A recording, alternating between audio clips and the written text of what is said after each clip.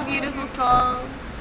It's been a few days since we've made a video before we got wrapped up in the whole experience of the festival. It was so divine and so holy and so joyful that the sharing of it is going to have to come in its own complete video because it's way too much to share in any of these.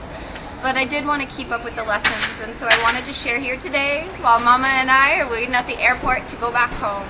A few lessons here with all of you. So the lesson for today is going to be lesson 277, and it is, let me not bind your son with laws I made. Let me not bind your son with laws I made.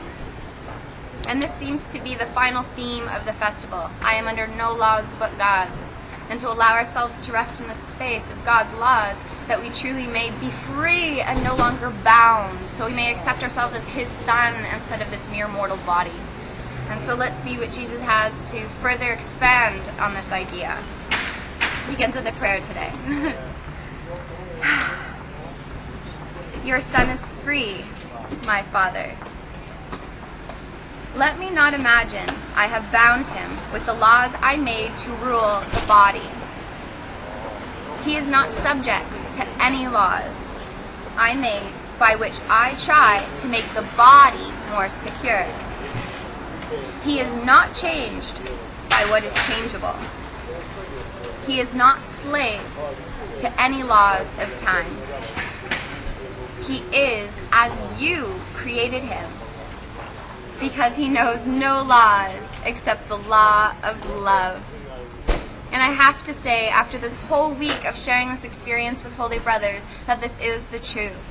When we abide by this one law of love, we truly are heaven. We truly do experience miracles together. And God's Word promises that we will experience love as we give love. So we're here to let this be our experience, so we know ourselves to be free, and we know that love is our only reality. And so in conclusion, with the final part of today's beautiful lesson, let us not worship idols, nor believe in any laws idolatry would make to hide the freedom of the Son of God. He is not bound except by his beliefs. Yet what he is far beyond his faith in slavery or freedom.